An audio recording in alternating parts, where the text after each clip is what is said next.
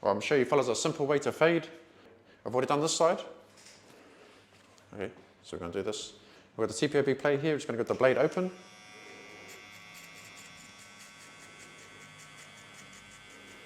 And it's going to be like about, probably like the size of my finger. Close it. The good thing about this TPOB plate, it's got levers on it. Open it up a little bit. Oh. Just slowly taking that line out. Okay, we've got the one guard on now, and I've got the blade open. All these terms, you'll learn them as you progress on your barber journey. Close it a little bit. Close it on. Now I've got the half guard. The half guard goes between the one and the blade open. A 1.5 guard.